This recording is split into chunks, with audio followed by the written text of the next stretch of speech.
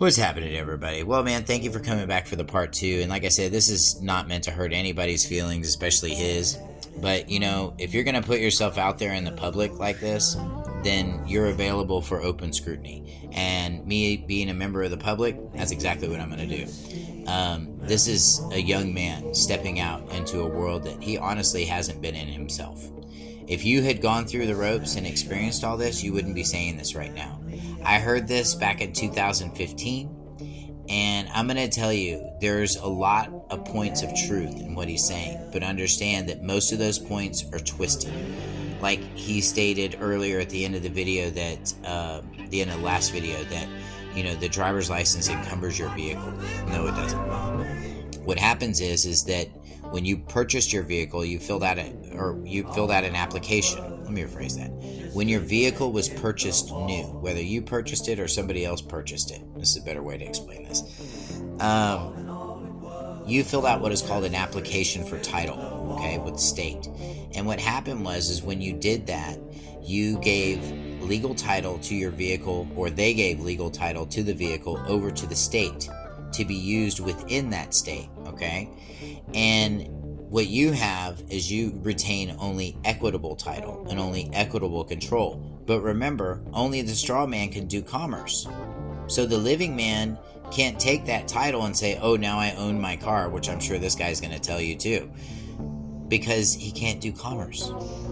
This is the problem. We got to learn how to operate both sides, okay? Not divorce our sides from one side to the other side. This is fear-mongering, okay? And we need to be very careful of this. And this is why I teach a travel and driving class. We teach all points of travel, because I've done them. Passport matters. When you get your national passport, you are no longer under corporate privileges like U.S. Now, these people that are talking about these kinds of passports or world passports or any other passport that's not created by our State Department or authorized by our State Department, people are getting charged. They're getting criminally charged for forgery and all kinds of things. A lot of people in the Moorish nation are getting this right now, and they're having some problems. And guys, we can be smarter than this. We can learn from their mistakes, okay?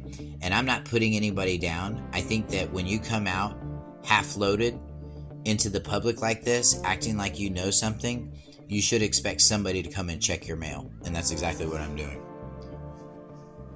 Citizens. You move private, non-commercial, and outside of the DMV's jurisdiction. They lose access.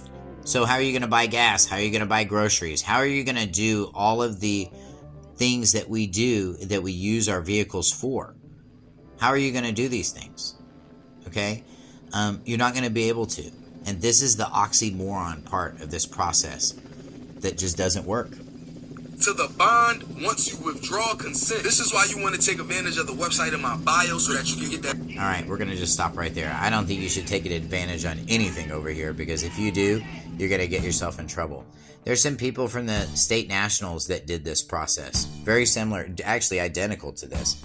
And all of them, and I mean, I'm going to say all of them, but most of them, at least the ones that I know, if you go through and you do a background check on them, you'll see, and I don't mind spending the $29.95 just to check, because I think that's what it takes, But if you do background checks on these people and just do the $29.95 background check online, you're going to see that most of these people are on government watch lists. Guys, the way to move privately is not to be seen or heard, okay? If you're stopped on the side of the road, if you got this kind of stuff on your car and you're sticking out like a sore thumb, guess what? You're far from private.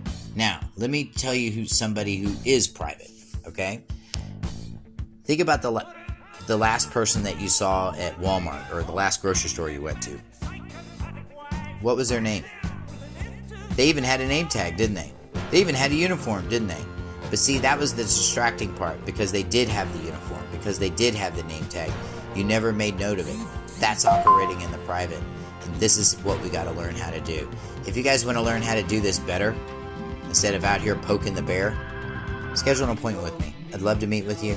And I hope you guys have a beautiful, a blessed, prosperous day. This is not meant to hurt anybody's feelings. It's for entertainment purposes only. Be blessed.